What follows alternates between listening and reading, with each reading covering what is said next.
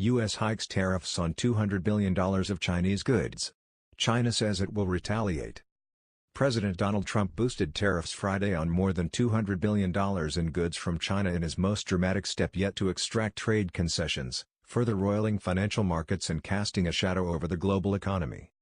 China immediately said in a statement it is forced to retaliate, though hadn't specified how as of 3:55 p.m. in Beijing. The move came after discussions between President Xi Jinping's top trade envoy and his U.S. counterparts in Washington made little progress on Thursday, with the mood around them downbeat, according to people familiar with the talks. The negotiations were due to resume on Friday morning Washington time. Asian stocks whipsawed in heavy trading. Chinese state-backed funds were reported jumping into the local market after shares slumped, and the Shanghai Composite closed up 3.1%. S&P 500 futures were down in London trading, putting U.S. stocks, a key metric of performance in Trump's own analysis, on course for the worst week since December. The fresh wave of tariffs marked a sharp reversal from just last week, when U.S. officials expressed optimism that a pact was within reach. Ahead of the talks on Thursday, Trump also said the U.S. would go ahead with preparations to impose 25% tariffs on a further $325 billion in goods from China, raising the prospect of all of China's goods exports to the U.S., which were worth about $540 billion last year, being subject to new import duties. Such a move would take weeks to deploy. But it would have significant repercussions for the U.S., Chinese and global economies. Economists at Moody's Analytics said in a report this week that an all-out trade conflagration between the world's two largest economies risked tipping the U.S. economy into recession by the end of 2020 just as voters go to the polls in the U.S. The world's two largest economies will both get pinched. Bloomberg Economics calculates the new increase will raise the drag on Chinese growth to 0.9 percentage point from 0.5 percentage point. The International Monetary Fund estimates the pullback on the U.S. expansion at about 0.2 point, and potentially more if there's a blow to markets and confidence.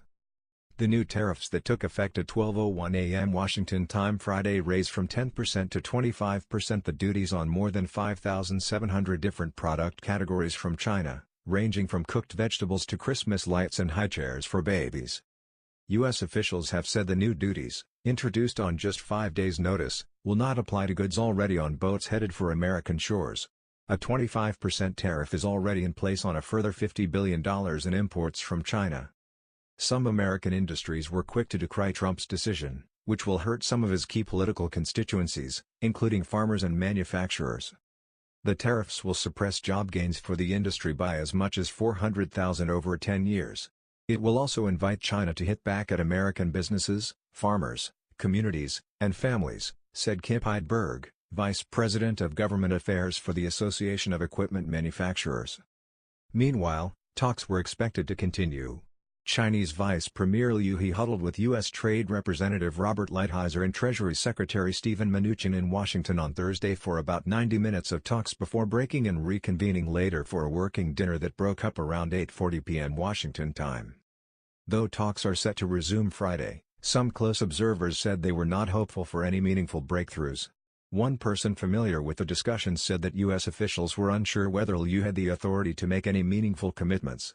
It was also unclear whether China had resolved the internal debates that had led to last week's rescinding of prior commitments to enshrine reforms agreed in Chinese law.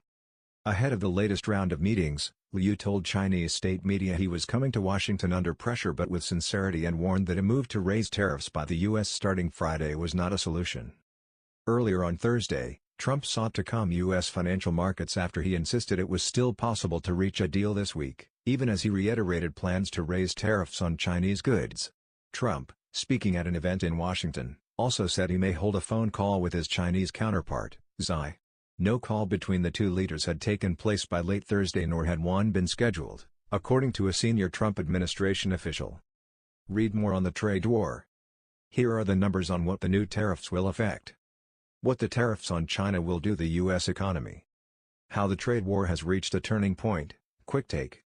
Fresh tariffs would hasten monetary policy easing. Economics. U.S. manufacturers seek tariffs costing 400,000 jobs.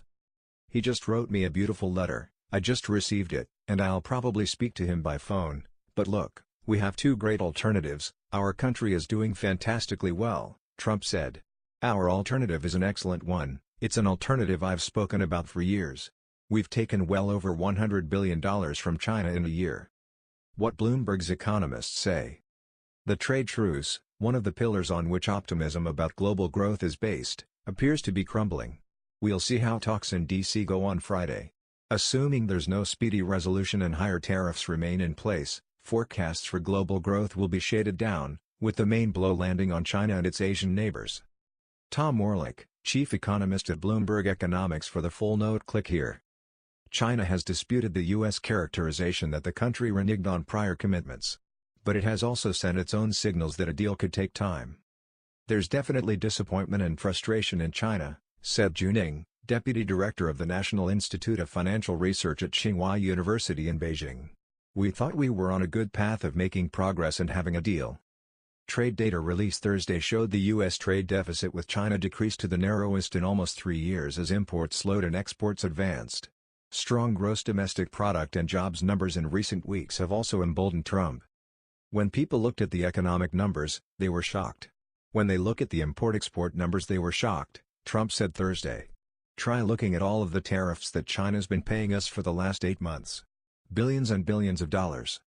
While Trump insists that the tariffs are paid for by China, most economists say the evidence shows that their cost is being absorbed by American companies and consumers.